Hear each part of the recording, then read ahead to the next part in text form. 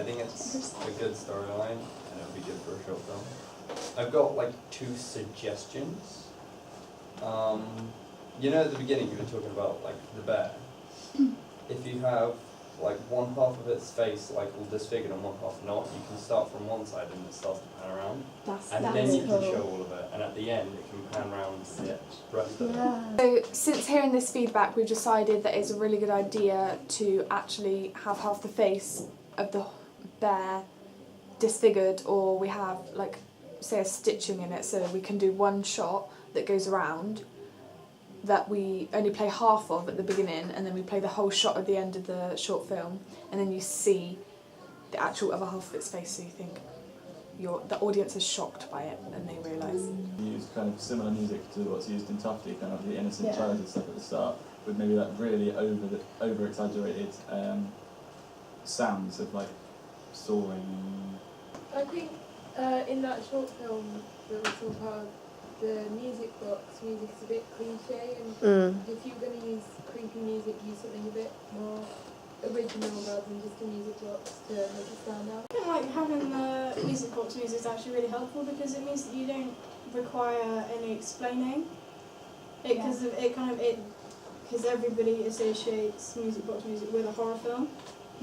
So I reckon that might actually be like, maybe not put it in like the whole way through, but you could use it because it means that you don't have to do like any background explaining. With the sound you can get, like you could even just make it like tonal sounds and stuff like that in the background. You can get a pretty decent atmosphere quite well. I really like it. It's really good. Maybe you could like tamper with with a nursery rhyme, so like edit it to make it like darker. So it's like a nursery rhyme that like people know what it is, but like it'll have edge to it.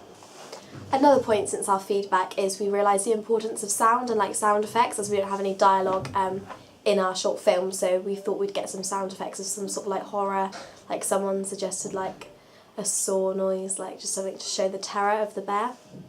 And we were also gonna, as a background song, have a version of If You Go Down to the Woods Today, but like a darker version, so it's all mysterious and creepy. And like you can tell the genre from like the sound, as we don't have any dialogue. Have at the start, what's the first line of it? If you go down to the woods today. That bit at the start and then the surprise bit at the end. That's cool. After this feedback, it led us to think more about our tagline, and that if we used just If You Go Down to the Woods Today, you're sure of a big surprise as our tagline, it just doesn't, it sounds a bit dirty and Kind of gives it away a little bit as well, Yeah. but it's obviously not going to be a nice thing.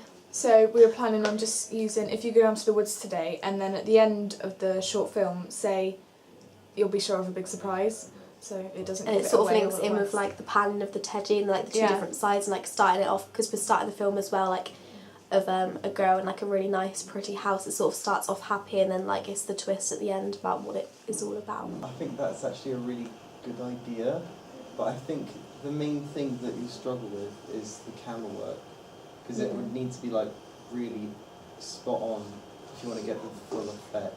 I think a problem that you might have, especially with like the torture kind of opening them up scene, is stillness. Like you never want to be that still, and like if you could make it distorted, especially in that kind of scene, especially with the camera work. But with that, you could have it like so that the camera is the guy's face, so you're looking at like the teddy bear from the guy's point of view. So after that feedback, it's obvious to us how important the camera work is, so we're going to be extra careful, especially during the opening of the bear scene. We're going to use different points of view, like from the bear's point of view, from the man's point of view, from, I don't know, bird's eye point of view, and we're also going to have like fast moving camera shots to make it look more frantic and like just dramatic, really. Also like with the whole like when we're like torturing or like tearing the bear apart, we're going to have flashbacks of the little girl and like flashbacks of her, like bits of her hair or her hands, and like maybe like part of the red dress she was wearing or the flowers, just to let you sort of get the idea, but we're not showing it in full detail because obviously it's a bit of a touchy Metaphor. yeah. So we're not going to make it metaphorical. explicitly obvious to the audience, so to let them think a bit Because about it. like at the end we want like a twist, so you actually realise what the whole film is. But I think if like filming in a forest, it can be quite dark, so Mm. there could be some, because obviously there's like trees and stuff, so you're not going to get like good lighting sometimes. From our feedback as well, someone mentioned about like the lighting and how we're going to handle that, because obviously a lot of our footage is going to be filmed in the woods.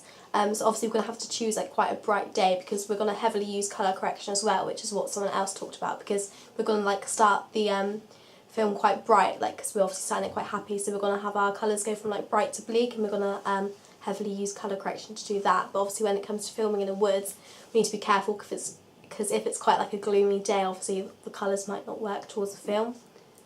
To try and prepare ourselves more for this, we've done one location recce already. We are planning to do more, just to see how the colour comes out on different days, whether it'll be too dark or light.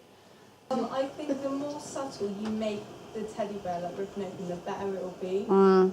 So it won't come across, so people will have to work it out, if that makes sense. I think you need to keep it as metaphorical as you can. Suggest the elements of violence that you're going to put in there rather than demonstrate it and This feedback's led us to think about, instead of showing what's happening, like hint of it more. So don't explicitly show the audience that a girl is getting attacked. We're going to show it through the bear, so the audience has to think for themselves what's happening, and that we have to make it as metaphorical as possible, so that we don't risk being like cliche or just too obvious. Like if you could do almost a subtle thing, but kind of make the bear and the girl similar in the way like they appear. Continue from that. If the girl's having a red dress, like those teddy bears have that red bow tie. So by making it as metaphorical as we can, we're also going to use like symbols within the short film. So the girl, say, might be wearing a red dress, and to represent the girl within the bear, we'd make the bear have a red bow, or the girl might have a red flower in her hair, and the man and the bear would have a red flower in its hair maybe. And it just makes it easier for the audience to relate like through symbolism, if they can then understand like what's happening to the bear like reflects to the girl.